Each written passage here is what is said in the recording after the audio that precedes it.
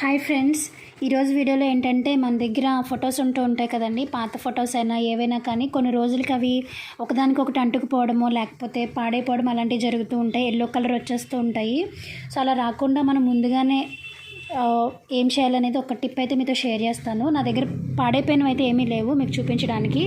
So కొత్తవే ఉన్నాయి. ఇవే కాకుండా మన మ్యారేజ్ ఆల్బమ్స్ లేకపోతే పాత ఆల్బమ్స్ ఉంటాయి కదండి, అవి కూడా ఒకదానికొకటి అంటుకుపోతూ ఉంటాయి. సో అలా అంటుకుంటున్నప్పుడు వాటిని మనం ఎలా అంటుకోకుండా ఉండాలి అనేది ఒకటి వీడియో చూపిస్తాను. చిన్న టిప్ అనేది మీతో షేర్ చేస్తాను. దానికోసం మీ దగ్గర ఉన్నటువంటి ఏదైనా పౌడర్ తీసుకోండి.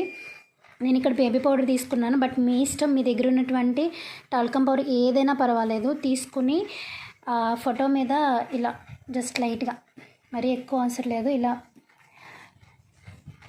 వేసుకున్న తర్వాత ఇలా స్ప్రెడ్ చేసుకోండి. ఇలా మీరు ఒక 4 మంత్స్కి ఒకసారో 5 మంత్స్కి ఒకసారి ఇలా చేసుకుని, ఇది ఫోటో కాబట్టి ఒక్కొక్క దానికి చేస్తున్నాను. అదే ఆల్బమ్ అయితే మాత్రం మీరు ఒక్కొక్క దానికి మొత్తం ఆల్బమ్కి కొంచెం పౌడర్ వేసుకుని ఇలా మీరు స్ప్రెడ్ చేసుకున్నట్లయితే మీ ఫొటోస్ అనేవి ఎప్పటికీ ఇలా నీట్గానే ఉంటాయండి. కలర్ షేడ్ అవ్వడం కానీ ఒకదానికొకటి అంటుకుపోవడం కానీ అలా జరగదు.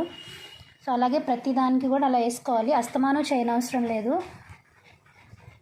ఒక 5 మంత్స్కి ఒకసారో లేకపోతే 6 మంత్స్కి ఒకసారో ఇలా చేసుకుంటే సరిపోతుంది. ఆల్రెడీ మీకు ఎల్లో కలర్ వచ్చేసి ఉన్న ఫొటోస్ అయితే మాత్రం వాటిని మీరు ఏం చేస్తారంటే, బేబీ ఆయిల్ ఉంటుంది కదండి, మసాజ్ ఆయిల్ ఉంటుంది కదా, ఏ బ్రాండ్ అయినా తీసుకోండి. దాన్ని కొంచెం కాటన్లో డిప్ చేసి మీరు క్లీన్ చేసి చూడండి. బట్ అది 100% షూర్గా నేను చెప్పలేను క్లీన్ అవుతుందని, బట్ ఒకసారి ట్రై చేసి చూడండి. ఆల్రెడీ ఎల్లో కలర్ వచ్చేసిన ఫొటోస్ ఏమైనా ఉండుంటే కనుక. సో కొత్తవి ఏదైనా ఉంటే మాత్రం ఇలా చేయండి, మీకు చాలా యూస్ఫుల్ అవుతుంది. ఏ ఫొటోస్కైనా కూడా మీరు ఇదే విధంగా చేసుకోవచ్చు. ఐ హోప్ మీ అందరికీ వీడియో నచ్చిందని అనుకుంటున్నాను. నేను మళ్ళీ ఒక మంచి వీడియోతో మేము ముందుకు వచ్చేస్తాను. అందువరకు బాయ్ బాయ్.